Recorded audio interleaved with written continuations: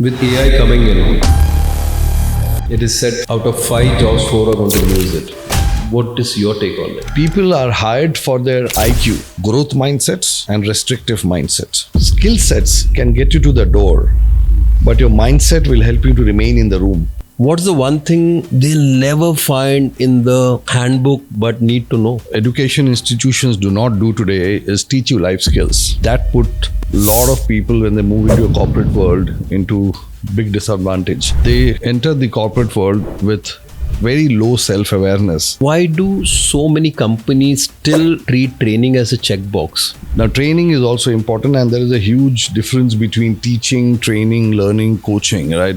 There are talented people who've been in the organization for 3 years, 4 years, and then comes a time when they again silently walk out.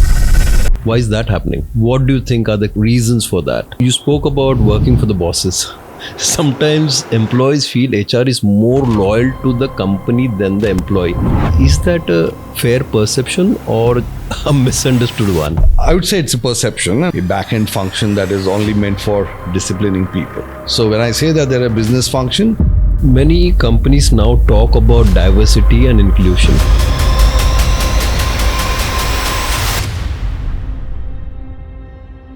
Namaskaram and welcome to Who's on Air with Kamlksh Shetty. Today I'm talking to someone who's helped companies to grow by growing their people. And if you're someone starting your career or managing teams, this episode is like a cheat code for you.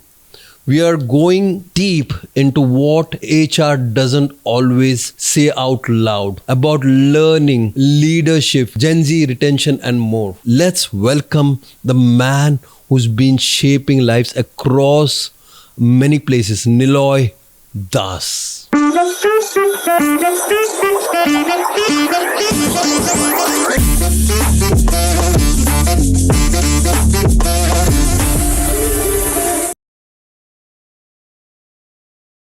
Namaskaram, Niloy Das. Namaskaram. Yes, Niloy Das with us today, and I've been knowing you for a long time, Niloy, and it is like amazing to have you on the show because you do multiple good things. You get people together and the right kind of attitude which you carry with you. Niloy, most freshers enter the corporate world without knowing the unwritten rules. What's the one thing they'll never find in the handbook but need to know? First of all, thank you for having me here. And you begin with such an interesting question.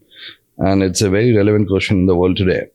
With thousands and thousands of new graduates moving out of the campus and getting into corporate. But seldom they know that what they're going to experience in the corporate has never been really taught back at the colleges. One fundamental thing that I can for sure tell you, the distinction between what they experience in the campus versus what they're going to experience in the corporate is about learning. The differences in their universities and colleges, they are always taught and they're given learning ready-made. While as they move into a corporate environment, nobody is hand-holding them. They own their learning. So everything that they got to do, experience and face in the corporate world, they have the ownership. So it's up to them how they learn, how they utilize, how they grow and how they progress. That's the fundamental difference. Certain attitudes have to come within a person once they're in their college life, also moving to a corporate. Certain learning, what do you think they should be upgrading themselves in terms of during college when they move into a corporate house? You're going to meet multiple people, multiple personalities in your workplace. What is the kind of quality I think each one should have when they before jumping into a proper job? Sure. So when they are in the college and when they also probably get through an interview for an organization, what is at play is their IQ. Intelligent quotient is at play. The ability to analyze, understand, comprehend, read numbers, gain knowledge and put that to practice. But what many people don't realize, IQ may get them hired, but what will get them sustained is their EQ. EQ becomes very important, which is not taught as a progress curriculum in their respective universities. So EQ is very important. With EQ, the other factor that becomes very important is what I call as AQ, which is adaptability quotient. The ability to adapt to changing scenario, to ambiguity. That becomes very important, because what will differentiate them from others is their EQ and their AQ at the end of the day, because everybody gets knowledge on the table and skills on the table. Okay. That is something, the AQ was a new word for me at least. And it's been there in the corporate world. It's not I don't know whether it's a published one. That. Because I particularly believe that adaptability is a skill or it's a life skill. You don't know what life throws at you, irrespective of what life throws at you. Do you have the ability to adapt and move on? That's a great life skill. I agree to people like us who are grown in different scenarios. Correct. We need to keep on adapting still now, like meeting people, understanding the psyche, talking to them in a certain way. All this is a learning. I think they have to get this early on into their life before they jump into the corporate world. Just to add on to this conversation, what education institutions do not do today is teach you life skills. That put a lot of people, when they move into a corporate world, into big disadvantage, because they are equipped with knowledge, certain amount of skill set, and certain amount of very transactional stuff that they got to do. But they enter the corporate world with very low self-awareness. And EQ and AQ, it starts from self-awareness. In terms of how much do you know yourself? How do you know yourself in the way you react and respond to various scenarios? How do you understand others? How is the interplay between two human beings? These are something that they don't teach you in colleges. So when people, they feel they've learned enough, they carry a lot of knowledge, but then they fail a lot of times because they don't know how to process human emotions within a corporation. And they're not able to adapt to different changing scenarios, right? They can't predict how a human being is going to behave. So EQ, AQ, very, very important part, irrespective of where you have come from as an educational background.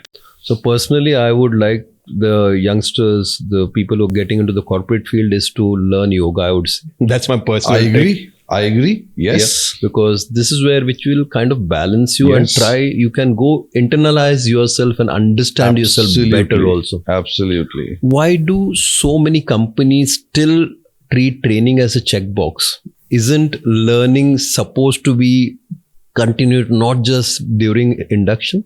What do you say? It's an interesting question once again, because what happens is, again, it depends from company to company, organization to organization, and their journey on the maturity curve. The organization that treat training as a checkbox are the kind of organizations that feel once people are trained and given certain set of information and maybe standard operating procedures, etc., will immediately start to perform. But that's not how human beings operate. Now, training is also important, and there is a huge difference between teaching, training, learning, coaching, right? That's a conversation for another day. But what happens in the organization today, organizations that are higher in the maturity curve, they believe in learning. Organizations also learn. While individuals learn, organizations also learn. Right? So the organizations that learn are called as learning organizations. The meaning is they are able to constantly unlearn, learn, and adapt themselves in changing environment. And an organization is able to upgrade, pivot, move into different product lines or different service lines to stay relevant across in the business. The same applies to an individual. The learning requirement is not an event. The learning is a continuous phase of their work life or even personal life for that matter. To stay relevant, learning helps them to learn and apply, unlearn, adapt what's coming up new, and then be able to move forward to stay relevant and to pick up skills that they did not have before. So the corporations also are like kind of evolving themselves every time when people are coming in, right? Absolutely. I always equate an individual. See, at the end of the day, an organization is a collection of individuals, right? So if you break that down, the way an organization plays out, an individual also plays out similarly as a professional in an organization, right? So an organization, an individual, when they enter a company, it's like a startup company, right? When he's just entering into a company, and then he starts to learn, he starts to evolve, he starts to build his network, he starts to perform, and then he gets his rewards and recognition. Same goes for the organization. It's a similar kind of cycle. however old the company would be, would still need to keep evolving, is what you're saying, right? Absolutely, because both individuals and companies have a shelf life, right? And with self-awareness comes the understanding of the shelf life. Mm-hmm. What brought me here will not get me there is a famous book.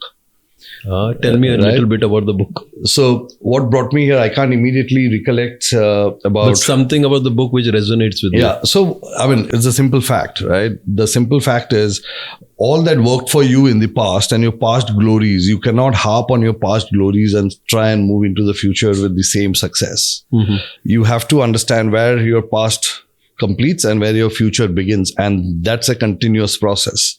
So if someone sits on the glory of the past, they get stuck in the moment in time.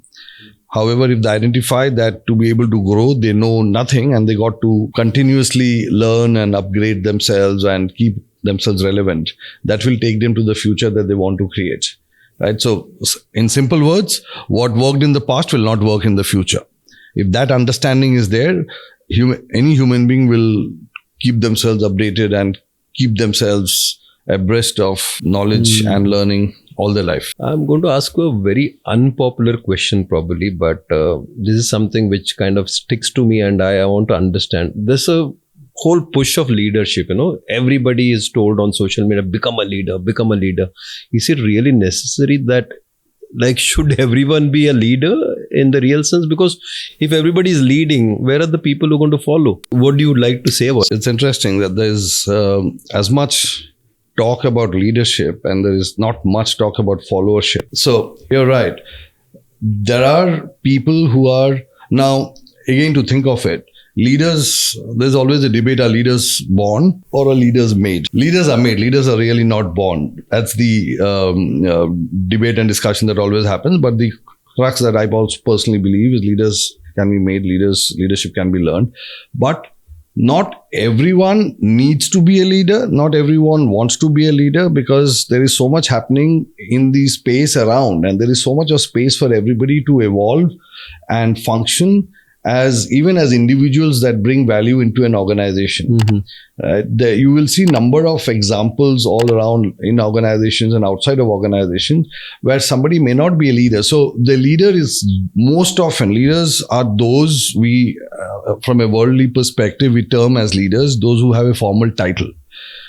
Leadership is not about having a title.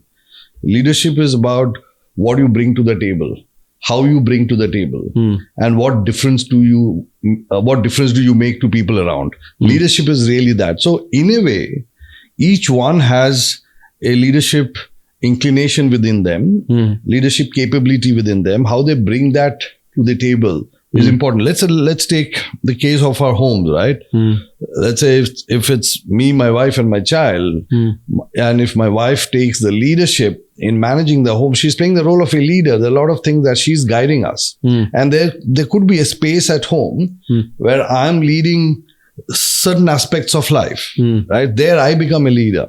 What I mean to say here is every individual plays a role of a leader in one way or the other in any space that they have. Right. So informal leadership is something that is not spoken about much. And I think that should be spoken about much more. Okay. Because even in teams, irrespective of who holds the title of a leader, there are many a times people emerge who probably know better, who probably are more adept, and who probably are more skilled at doing a particular job or furthering a particular agenda, who takes on a leadership role. But he may not be titled as a leader. Right? So, yeah, to cut the long story short, everybody does not need to have leadership in the title on them. Yeah, but leadership comes with responsibility. And whether you're an informal leader or a formal leader with a title, they must ensure that they are living up to the responsibility that they have taken on themselves. I take this from you because earlier I had Ashish Somaya on the podcast, and what he had to say, any organization grows with the total effort of everybody. Absolutely. And within yourself, if you're a leader, you're kind of helping another few who are joining, coming in, and build this entire momentum to form a very healthy and strong organization. Yes. A leader, after all, is an enabler. A manager is not a leader. A non-manager could be a leader. And so many a times we interchangeably use this. A manager, somebody who is managing a team did not essentially have leadership qualities, or most of the time you'll find that they may not have leadership qualities. But then you might find people who do not manage teams, but they demonstrate leadership qualities. So leadership is a very interesting space altogether, because when you become whoever you are, whether you're assuming informal leadership or whether you're bestowed with formal leadership, the day you decide to do that, it's no more about you, it's about the others that you want to lead. Then you start to enable them, you don't direct them. So again, the conversation could go on, the difference between a manager and a leader, etc., etc. But yeah, as a leader, you're an enabler at the end of the day.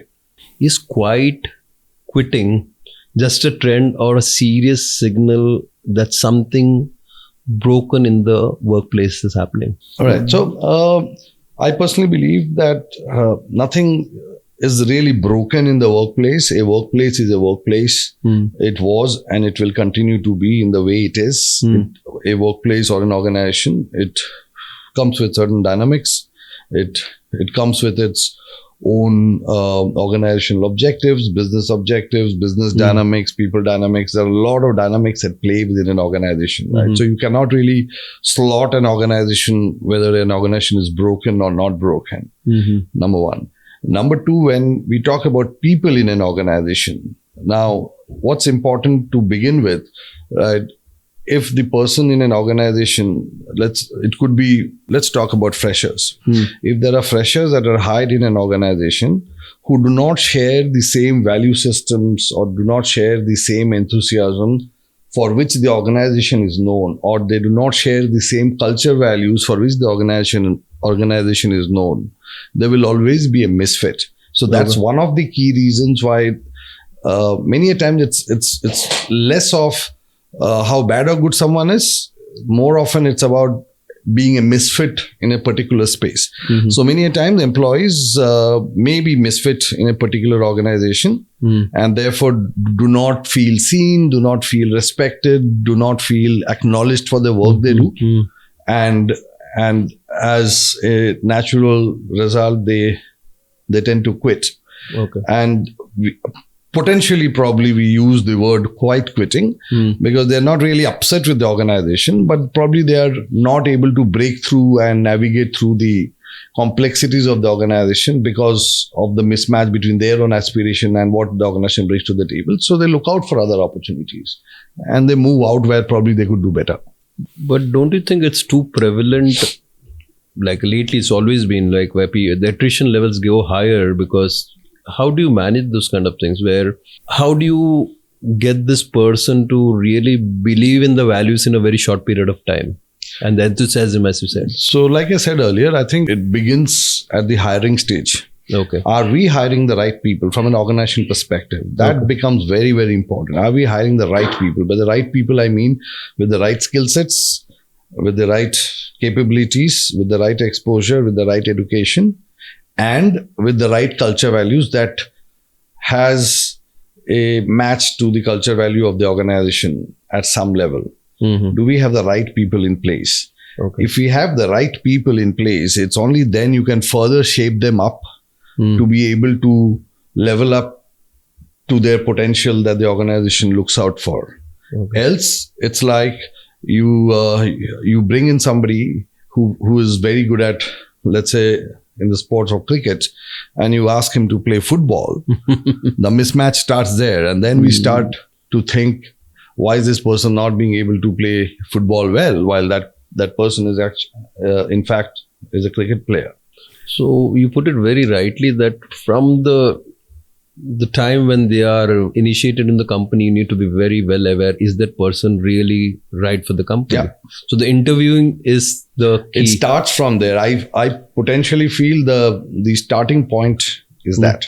The starting point is that. Everything else comes later. Then there are a number of dimensions that come into play. People say that, individuals don't work for organizations, they work for their bosses. Right? So many a times, people leave not because of the organization, because of the way they have experienced their respective bosses or managers or leaders. Right? So that's another dimension in play. Do you have the right leadership in place who knows how to take care of the people, how to nurture them, how to develop them, how to take them to their potential? And as individuals today, and we speak a lot about Gen Zs and all of that, and Gen Zs are always looking out for learning. Gen Zs is a generation that is continuously learning, because look at the kind of exposure they come with. You cannot restrict them in a boundary in an organization. So as a leader, one needs to have a good understanding on how to manage generations. They cannot manage, for example, the Gen Z generation in the way they probably manage a Generation X. If the approach is about one size fits all in terms of leadership, that's when the problem starts. You spoke about working for the bosses. Sometimes employees feel HR is more loyal to the company than the employee. Is that a fair perception or a misunderstood one? I would say it's a perception, and I personally feel that's a misunderstood perception. The reason being, many a times, and I don't blame them also, many a times there is not enough visibility of the way HR functions in an organization. Right? With everything that HR got to do in terms of meeting their business objectives, meeting their people objectives, meeting all their, everything that they set to do for a particular year. So not all of those intentions are visible to the employees. Employees experience the segment that HR interacts with them with. But that's changing big time. Okay. HR has evolved as a function over the last couple of decades. HR earlier was known as a personnel department. Okay. Right. Or they were rather, HR was always a timekeeper of managing people's in time and out time, usually when they started in the organizational system. Later, from personal departments, they became responsible for, we started calling the ecosystem as human resources.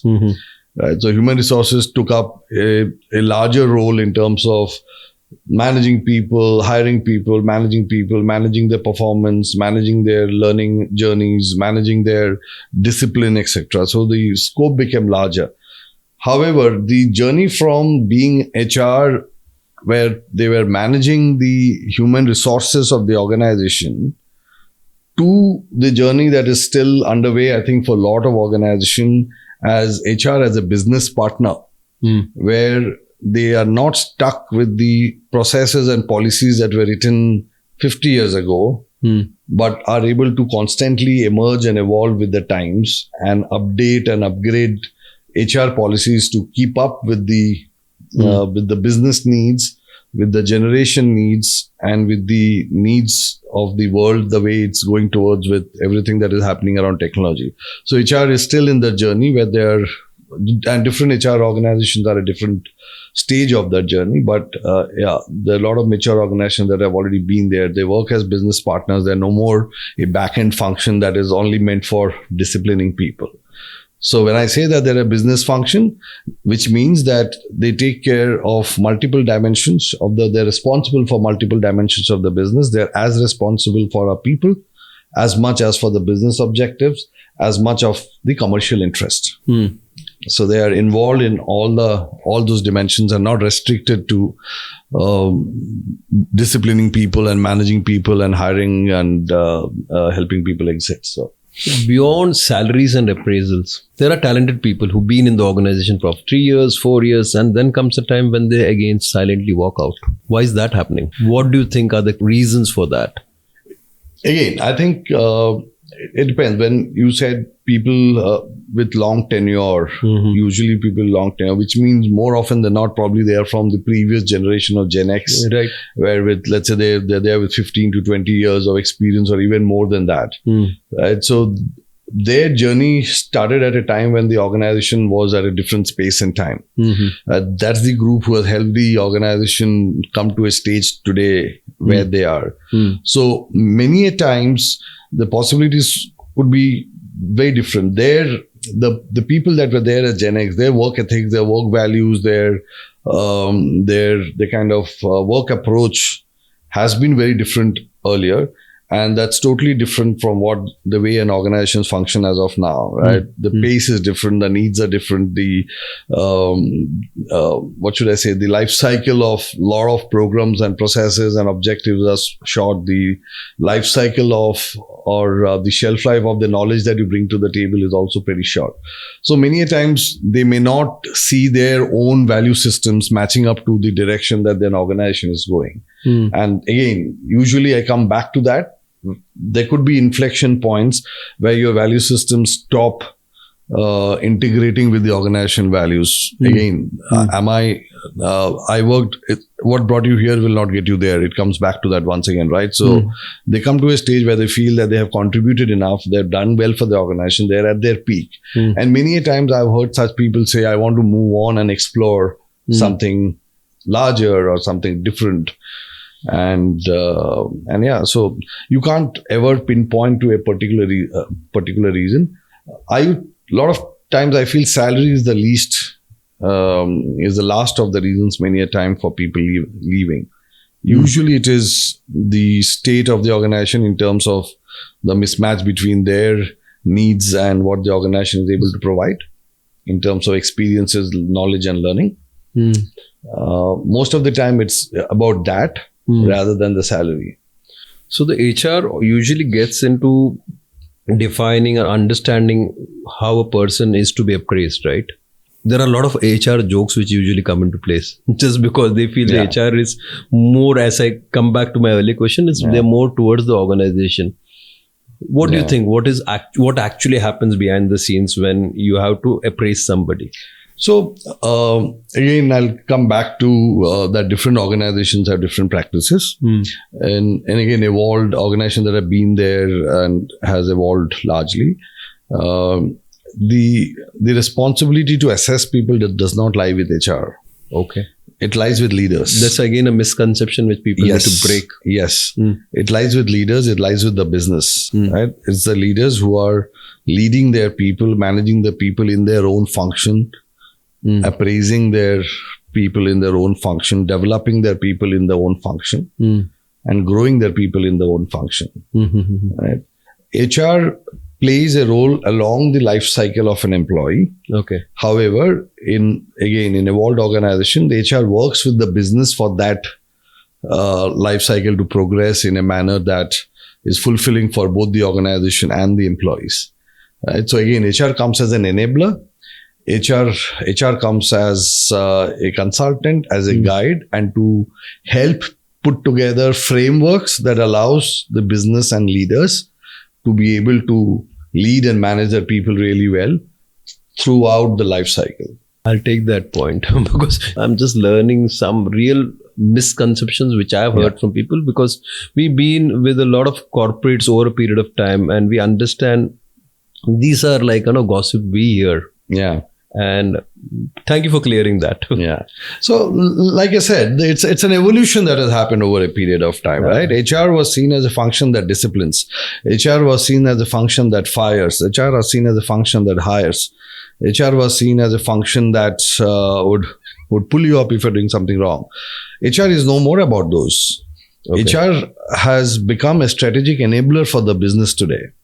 Okay. HR helps move the business forward by making sure we have the right talent in the organization, we have the right capability in the organization, we have the right leadership practices in the organization, and we have the right framework in the organization for all of these to be practiced in an organization. So HR really is an enabler. HR is not no more a transactional function that does all of those jobs that probably a lot of people speak about, more so in terms of memes and jokes. But again, we must also understand that, we have, I don't know what's the number of people that works in the corporation in the country today. It could be, I don't know how many million people belong to the workforce, but out of the sizable number of people, they work in very different kind of industries and companies and in terms of size of the organization. So different people could have different experiences. So I don't blame them.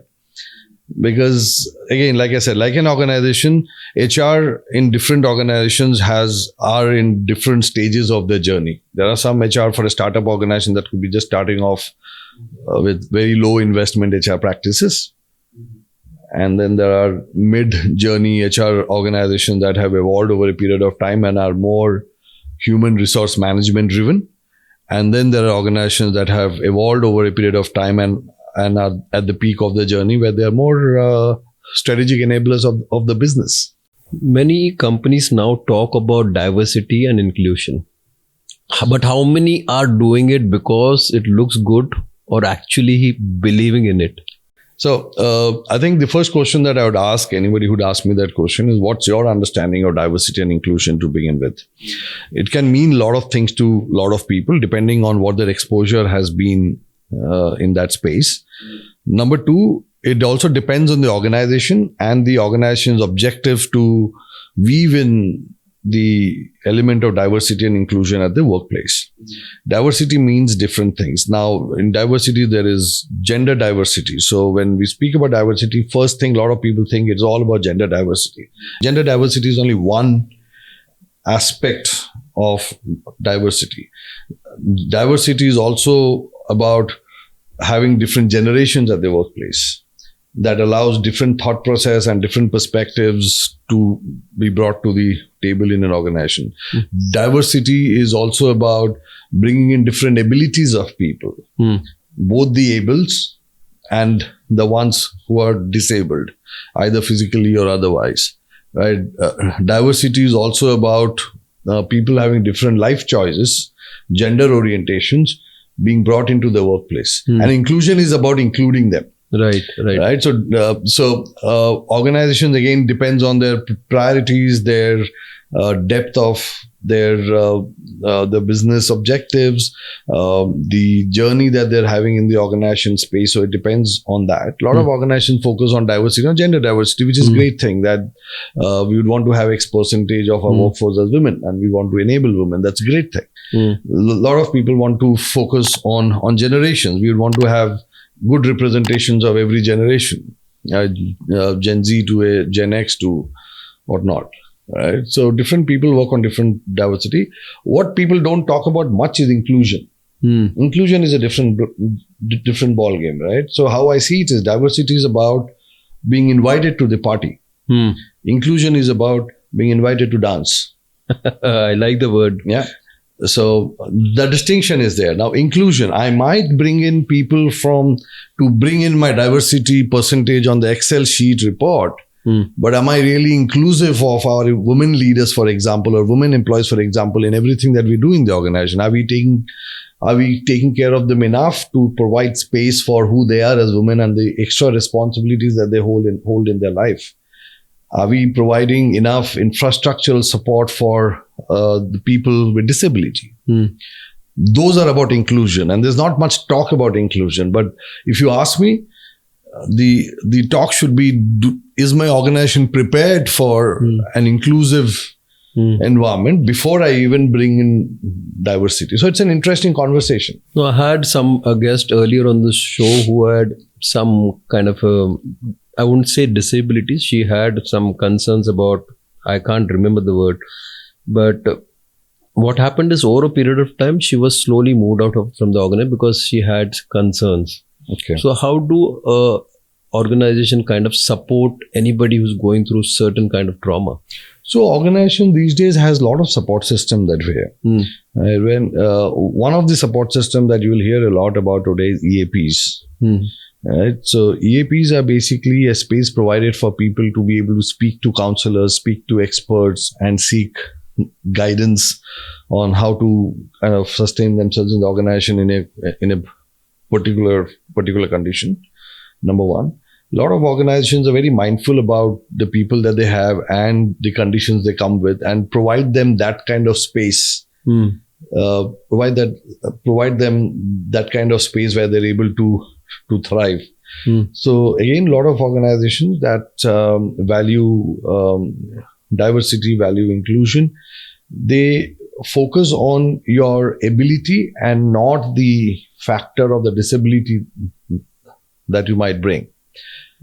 So if someone has a disability factor, let's say in their limbs, for example, there is always a space for them to work in an agenda that brings about their intellectual capabilities, where they may not need, there may not be any need to indulge in physical work or otherwise. So if an organization really wants and has the intent, we can always create the space for inclusion. So what you mean to say, they have been evolving over a period of time from what I had heard till now. Absolutely. Like things are getting better for people. True.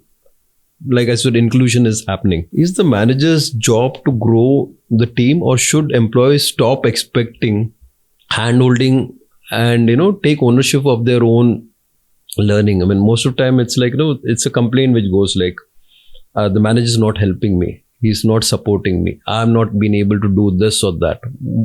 Don't they need to take ownership of what it works both ways? If you remember the first question that we started off with, for youngsters who move in from the campus into the corporate, what is that one distinction? I spoke about learning. I spoke about the distinction is between at their universities, they're taught, they're handholded, they're trained. While as they move into an organization space, they got to take charge of their own. They got to take charge of their own learning. They got to take charge of their own evolution. They got to take charge of their own growth. Managers, leaders, and the organization itself becomes enablers. An organization might have multiple avenues for people to learn, or for people to grow, for people to develop, for people to leverage on opportunities. However, if an individual himself or herself is not keen about their own growth or their own development or their own learning, chances are that they're not going to take that opportunity, and they're going to wait someone to instruct them to go and learn something, which seldom happens. Having said that, a leader or a manager is also responsible to ensure that they're providing enough opportunities and space and guidance and coaching for their people's growth to happen. Like we always said in the past, right? You can take a horse to the water, but you can't make them drink. So the distinction comes there. So the horse can't complain that he's not feeding me water, right? He's taking you to the water. Are you able to drink it? Tell me about the bell curves and the ratings, the performance rating, the bell curves. Isn't it outdated right now, or we need to rethink how we measure human potential? So it's a very, very pertinent question, and there's a lot of work that's happening in the organization space around this.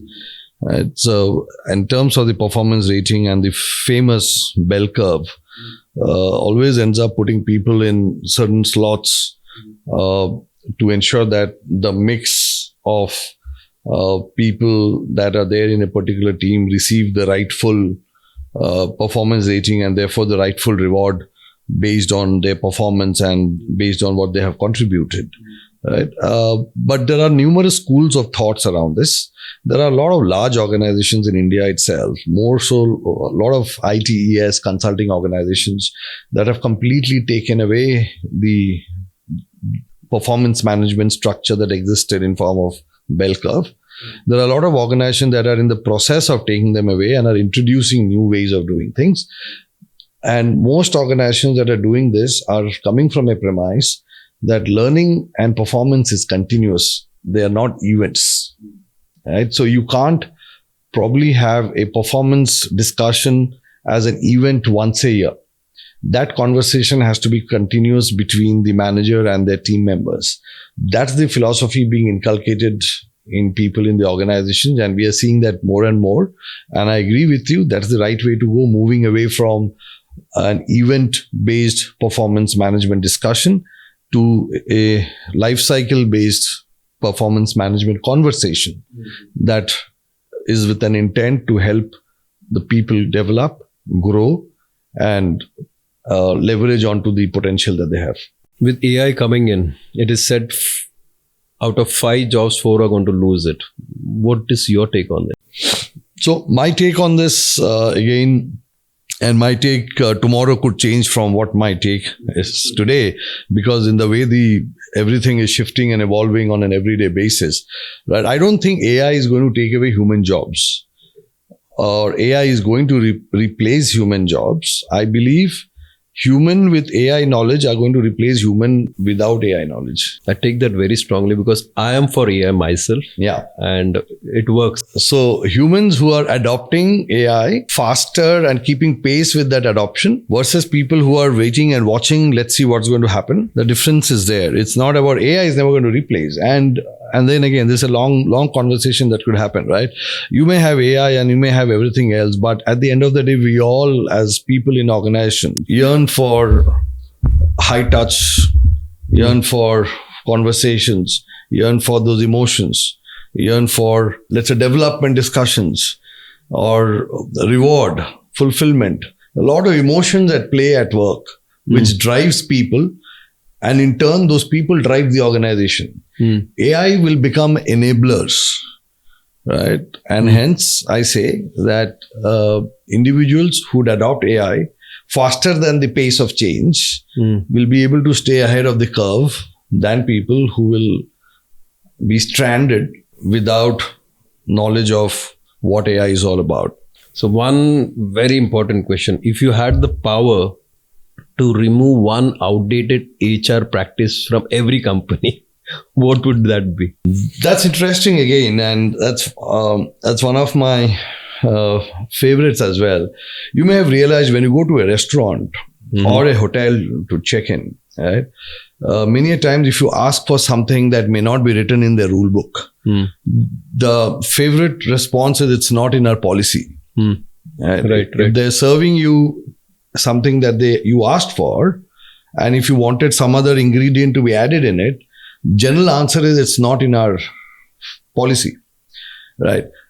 Many a times with evolving HR functions, that's a challenge, where many HR functions fall back on policies and procedures written during the time when there were baby boomers in the workplace. And we begin to apply the same policies and processes even today, right? So if something has to be reflected upon, phased out, taken off and brought in, is to contextualize those policies and processes to what the need of today's business world, today's world of generations, and today's world of work practices. One final thing which you would like to tell people on the podcast? These are the things for people who want to work for big corporation. What should they start with and what they shouldn't do? Please tell. Sure.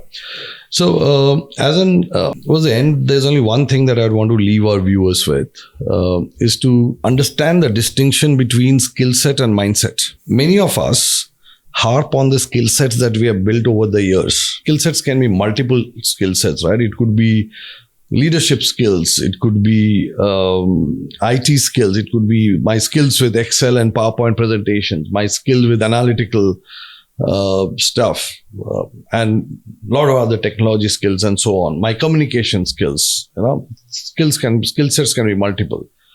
But when you come to the mindset is only of twofold: growth mindsets and restrictive mindsets. So skill sets can get you to the door, but your mindset will help you to remain in the room. People are hired for their IQ, skill set. People are fired for their EQ, mindset. The mindset factor. So people have to realize that mindset, as they grow up the ladder, as they grow up in the organizational curve, mindset starts to play a large role and enables their skill set to play, not the other way around. When I talk about mindset is about learning agility, that letting go of the belief, this is what I had learned. I probably am an IIT IIM and I have learned this. So with that tag, I'm the best person for the job, and be harping on that skill set forever. There will be a stage when there is a newbie who will come without any formal qualification and do a job better than you. And people are not ready to accept that. But a person who comes with a growth mindset will always feel what got me here will not get me there, and will always focus on upgrading himself, developing himself, respecting views of others, learning from the ecosystem. And a mindset that I never know enough, a mindset that what I learned yesterday is not going to be relevant tomorrow. So I got to learn something new. What made me good enough yesterday will not make me good enough tomorrow. So that's a growth mindset, a mindset that allows you to learn, unlearn, adapt, and move forward. And that's a continuous process. Learn, unlearn, adapt, move forward. People who think, I've learned enough and this is who I am and I'm going to be successful throughout my life. No. Niloy, you added so much value to whatever you said, because I'm going to go back with so much things about, and the wrong notions I had probably about HR. I take a total shift here. One last thing. Any books or podcast which you recommend for people across any age, generation to go through, understand how they can move ahead in this world of the corporate world? Do you have any recommendation? I don't have any specific recommendation, but what I would ask people to do generally, what I particularly believe is to have people watch a lot of podcasts in specific, but TEDx videos in particular. Because one skill that I feel is going to be important for tomorrow is the ability to tell stories. Any book or any podcast or any TEDx subject that allows you to bring about the skill set and mindset of storytelling will take you a long way. Because you might have a lot of information to share, but if you do not have the ability to stand up and tell your story, you will not be noticed. Right? So if at all anything, I would really ask people to focus on learning the finer aspect of storytelling. That's really going to make a difference to who they are in their lives. So I would recommend people to watch our podcast with Vinay Kanchan. It's all about storytelling. Fantastic. Of course. So thank you so much, Niloy. It's been a pleasure having you on the show. A lot of learning. Thank you. It's been a pleasure for me as well. Thank you. And thank you for having me here. Niloy, thank you so much for giving us the real answers, not the textbook ones, and for holding up for a mirror to corporate learning. To anyone watching, if you ever wondered if your training felt useless, why your boss doesn't land well, or why your growth feels stuck, this episode has the answers. It made you rethink, reflect, or just say, finally someone said it. Do like, share and subscribe to Who's on Air with Kamlksh Shetty.